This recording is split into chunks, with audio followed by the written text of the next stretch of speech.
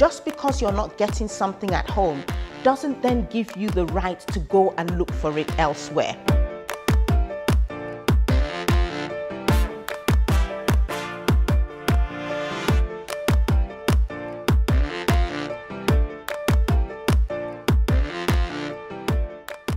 Hey guys, it's your girl Niawali. I'm back here with a 10-question game. Today we're joined by the lovely Amaka. Amaka, you got it, yeah. That's right, guys. All right, are you ready? I am. Okay, great. Okay, what would your autobiography be called?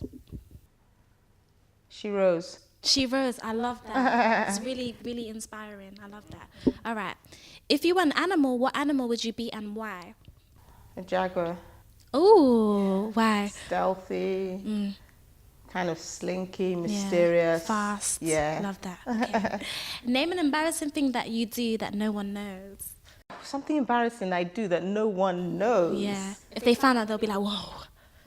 Dance goofily. My son says I'm extra, so just suddenly, listen, spontaneously, you just got to. burst out kind of dancing like in the kitchen, like a jig or something. Yeah. And he says I'm like extra. Yeah. My son says, yeah, I guess that's what I can think of. I guess just Love off the that. bat, yeah. Love that. Okay. What's your secret talent? A secret talent. Oh, I would say I can sing, but I'm not even sure I can. I'm just saying it because I think I can, but yeah. And I'm not singing. Okay, I was about to say, give us a know you little were. one. I know you were. All right. What is your favorite pickup line? If I were doing a Yeah. pickup line for a guy, I just Yeah. never would, so I can't really think of anything. You're not even, hey baby, what's going Nope, on? definitely wouldn't be hey baby though, that's for sure. All right, Yeah. fair enough. Okay. If you could be any age again, what would it be and why? Maybe like actually 21-ish, about university Oh, days. my age then. Yeah, I think, because that was like a fun time of my Yeah, life. definitely. No worries, no cares. It was just really good. I had a It's great still a time in bit- university. Yeah, all right. Last question. Can you say celebrations while biting your tongue? I'm gonna try. I don't know whether I can. I've never tried. Let me see. Celebration. Let's see. Celebration. I don't think I can. No, I I actually can't do it either. Celebration. Celebration. It doesn't even look cute. while No, you're it doing doesn't. to Looks you. really horrible, doesn't it? Thank you so much, Amaka. That was fun. All right. Say bye to the camera. Bye.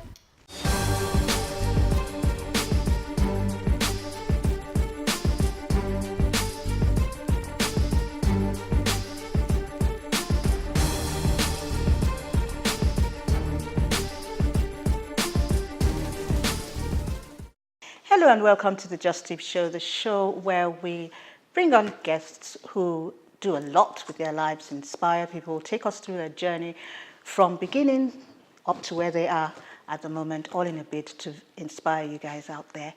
I have a guest in the studio today. I'd like to call her a controversial young lady in the sense that most of the time she says what we're all thinking. And she's quite vocal, and what we're going to be talking about today, wow, that's all I can say. But let's welcome Amaka to the studio. Hey, hi everyone. Lovely having you. You know, we've been trying to do this interview for a while, we have. and we're here finally. Yeah. Okay, let's do this. I'm going to take you back to the beginning, what were your growing up years like? What my growing up years were like. I actually grew up in England here till I was about 10. And then I went back to Nigeria. Didn't like it at the time.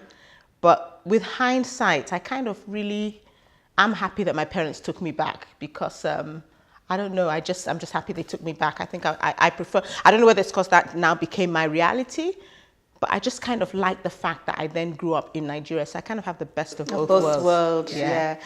So what was your family unit like? Okay, so it was my mom, my dad, and then there were 6 of us, although one of us died, unfortunately, at some point, yeah. But so there were 5 of us. We grew up with a very close-knit family, always in each other's faces. And growing up here, I have good memories of here. And then even of Lagos, we're a close-knit family. My dad was a lawyer, my mom the principal of a school, and we were quite a close-knit family. Did you get into all the childhood pranks? I was always kind of a reserved child. Really? I'm telling you, and it's really funny because I'm actually quite a reserved person, even shy. But as a child, I was stubborn too, because when I'm convicted about something, I kind of like stick to it. So I really used to have major issues with my dad because if I don't want to do something, then I can stand my ground. I mean, even if you want to kill me, I'll stand my ground for what I believe in. So whilst I was reserved, I was also, I think, quite a stubborn child, very vocal and outspoken, and would stick to my guns. That's a good thing. So that Well, some people think it isn't. Some people think you should conform. I'm not the kind of person that can conform to things, and I'm also not the kind of person who, I don't have a lot of friends, because I'm the kind of person that wears my heart on my sleeve. So if I'm happy, I'm happy. If I'm sad, I'm sad. And if I'm not happy, anyone around me would know that I'm not happy. I know what I'm not happy about. I get what you're saying. What schools did you go to? Okay, when I was in England, and funnily enough, I remember all my schools. I actually went to one of my schools here, not to do anything, I just went and looked at it. So I went we lived in like Haringey, Salisbury, 18 Salisbury Road, I even remember the address. And so I went to a school called Woodland Park there. Then we moved to Edmonton, and I went to some school called Eldon Road Junior School, I believe it was. I think it's, yeah. And then when I got back to Nigeria, we lived in Abasa. I went to primary school in Aba, Owerri Road Primary School, and then Owerri Girls Secondary School. Oh, and, yes. You know why I say because I went to Federal Government Girls College, Owerri. Oh, really? Yes. Fedi? No, we were Owerri Girls Ojimbo. So I was in Owerri Girls Secondary School, and then from there I went to university. I did 1 year of A-levels in Federal Government College, Ikota Ekpene, and then I went to University of Calabar. What did you study? I actually studied English and Literary Studies, but I always wanted to study law. Actually, when I first took JAMB, which is the exam you take to get into university in Nigeria, I didn't make the cutoff point for law because I always wanted to be a lawyer, maybe because I'm just so whatever. So I always wanted to be a lawyer. So I took it, didn't get the cutoff, and so loads of my friends went into the university, and that was a thing for me. So the next year, I now put in for English, and I now made the cutoff for law. And I said when I'd get in, I'd change to law. But when we got in, they did some kind of ban where you couldn't change to law because so many people wanted to do that. So I ended up not studying law. I ended up studying English. And I actually tried to do law about 4 or 5 years ago. I actually started it. But I just found that time had kind of... You're quite lucky where it was something that you wanted to do, because from the African background, it's either you're a lawyer, a doctor, an engineer, or you're a lowlife. Yep. Yeah. Absolutely. So you were quite actually lucky. wanted to study law. Oh, that's interesting. So let's begin to talk about your book. I saw this on somebody's Instagram, friend of mine. And I'm like, 49 ways to get rid of the other woman? Without getting caught. And I was like, this is interesting. And then I started researching, and I'm like, wow. So that's why I call you the controversial, the controversial lady. Now, why? Where did this come? Even, I don't know if the camera can get this close for me. Because even with the dagger against the woman's lips. Yeah. How did that come about? How did that idea come about? Let's start from there. Well, the image was, I was inspired. The image was actually, I got inspiration for the image actually just from something random on the internet, something very similar. And I recreated it because it spoke to what I was saying. Because the book, even though the book has a bit of a twist, because if you open it, you'll see that it's a little bit different from what people would expect. Yeah. But it is a book, to some extent, about whatever are the images that getting rid of someone conjures up in your mind. That is what the book is about. Okay, now I've read a few bits of it. I'm not going to elaborate everything, but if you don't know. Why did you? We all. Now, how am I going to put this? Yeah. We all, as women, we all have at the back of our minds that there's another woman. Okay. If he steps out to use his phone, all of a sudden we have bells start ringing. In your opinion, why would you think that? Couldn't he just be going to make an innocent call? It could well be, and really that should not be our mindset. It really shouldn't be in a situation where a relationship is as it should be. That really shouldn't be one's first thought, really. Because I talk about marriage a lot. I style myself as a marriage and relationship consultant. I like to talk for many reasons, personal and otherwise. I truly want to give marriage the best chance of thriving. I'm a person of faith for just many reasons. I want to give marriages a chance to thrive, but marriages aren't thriving. So if he steps out and you're thinking, oh my God, is he going to call somebody? I mean, it's not supposed to be that way. You know, in a relationship, there is supposed to be trust, but the unfortunate truth is that so many marriages are going through this issue of infidelity. And because we are originally from... Why? Why? I think it's simply because people are broken. And it's almost like a vicious circle. Why are people broken? People are, well, it's not a religious program. People are broken because the world is to a large extent broken, and people are coming from broken situations, and the situations they're coming from are not ideal. It's like a vicious cycle. And those are the kind of things I would love to combat, given our marriages, because really marriage, a tight, close-knit relationship is the basis of society. It's the foundation. Everybody comes from somewhere. So if you're in a marriage or a relationship where there's just no trust, where every time the person steps out, there is something wrong. And infidelity is rife because people are broken.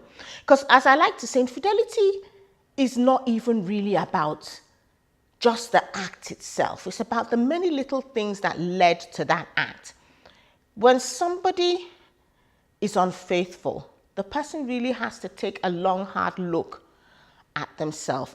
Because one thing I find, if you're coming up to someone and you're saying, I love you, but I'm not in love with you anymore, and you know... Okay, I've got to stop you there because I'm being told I have to take a break. This is interesting. It's still the Justice Show. We'll be back after this. And the very fact that that man decides that he wants to cheat is a reflection on the man.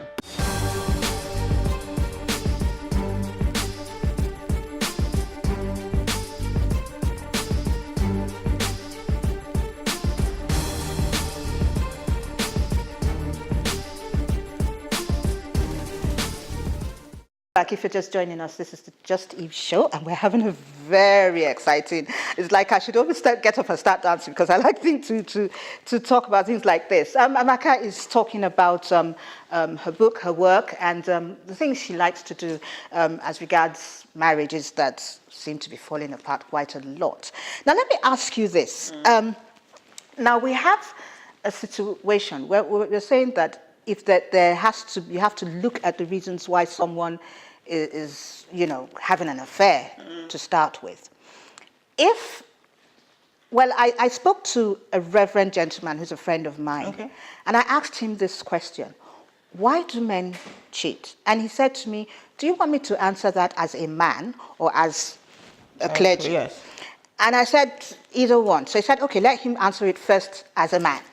And he says that any man that goes out to cheat, it's because there's something he's not getting at home that he's getting from the person outside. So answer that. You say something. No disrespect to the clergy. I absolutely 100% do not agree with him. I don't. It's not that it's not a possibility that is so.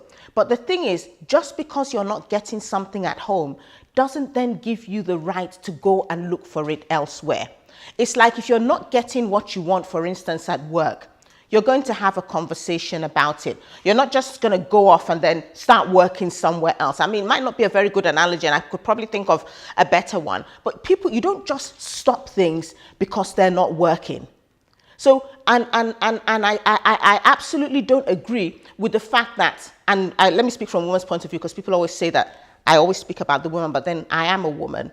Just because, so you're not sleeping with him, so he has to find someone to sleep with outside. You're not respecting him, so he has to find someone to respect you outside. So why aren't you sleeping with him? No, I'm coming there. You're not this, so he has to go and do this. You understand?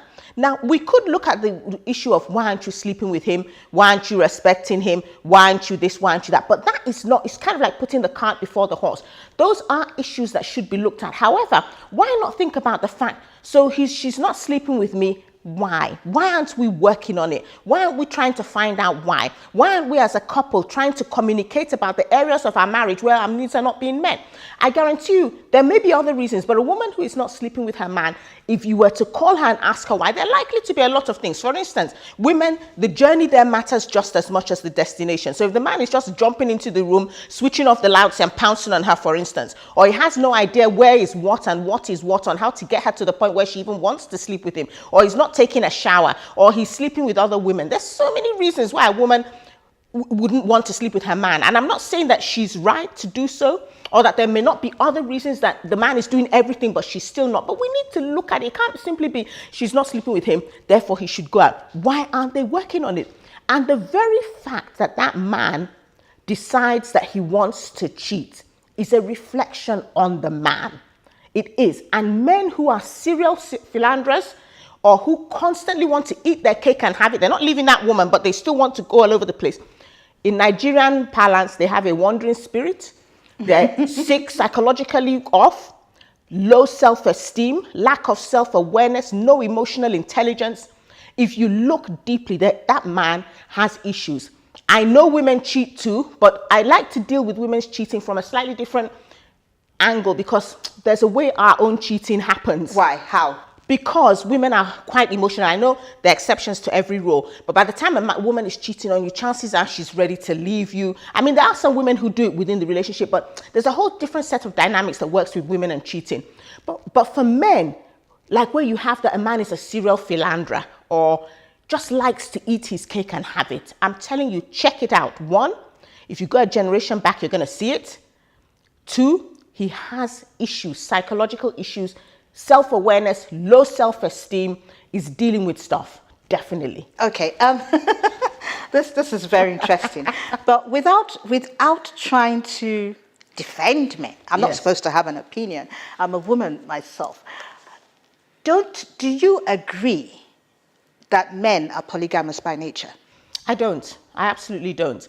But I will agree that a lot of our cultures, the African culture, but even generally from way back when, even in the, what word will I use? In other cultures, it kind of seems accepted, a manly thing to do if a man is cheating. I do not agree that men are by nature polygamous.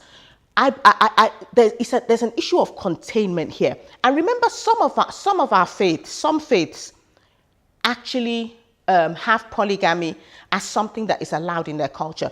When I talk about the issue of the other woman, I like to talk about it from the point of view of what were the rules of engagement you entered into with this your significant other, spoken or unspoken. So for instance, if I were married to somebody whose faith says they can marry 4 wives, for instance, I'm not really sure I can be talking about the other woman.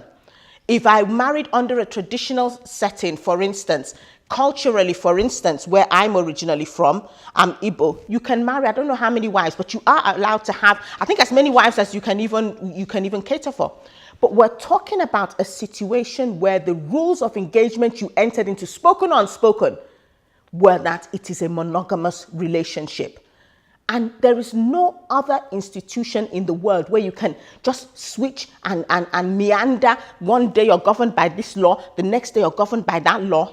Just okay, so how do you get rid of the other woman without getting caught? Ooh, you have to get the book to, yeah, you'd have to get the book to find out that. But I think you have to be militant. You have to take it like a project. And some people say, why should I bother? And my answer to that, because some people say, why bother if he's going after her and she wants him, good riddance to them both. I'm not of that school of thought. That may well be an option later, but I don't think that should be the initial option. And for anybody who has invested in anything, even in a marriage, I doubt very much that your first response should be, he has cheated or he wants the other woman, I'm out of here. I think it's going to depend on how invested you are in that relationship. I don't think that should be your first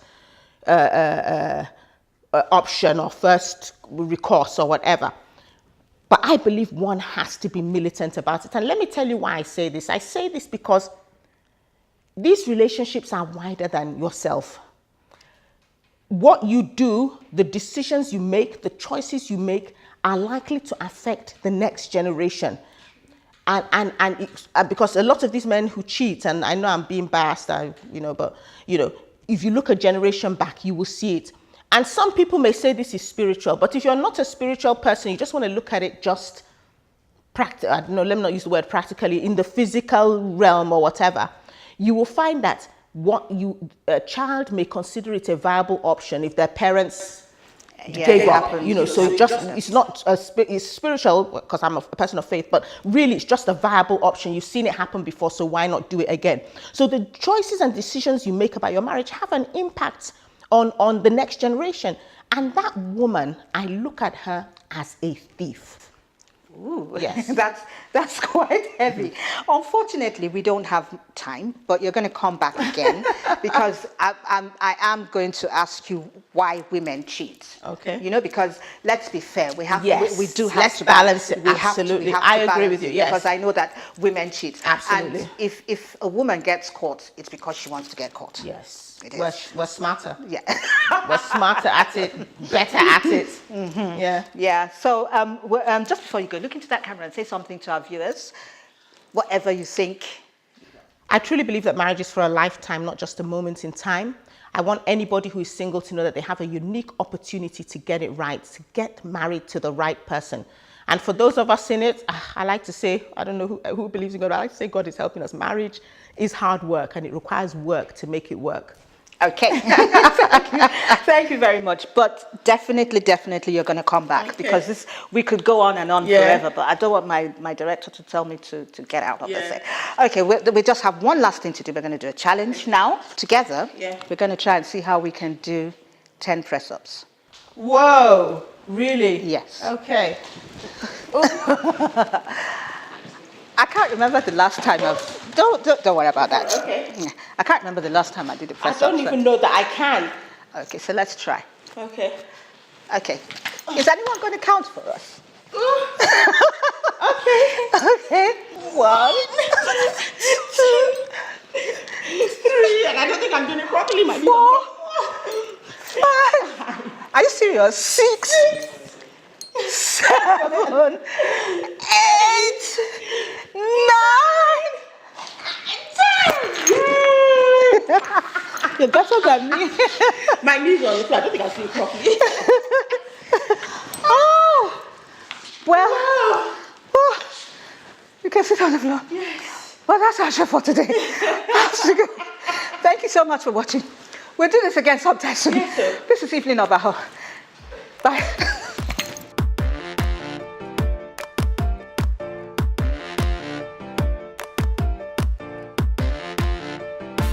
There was one particularly traumatic experience when about 3 or 4 children sort of cornered me in a room and they had a competition to see who could call me the most offensive name.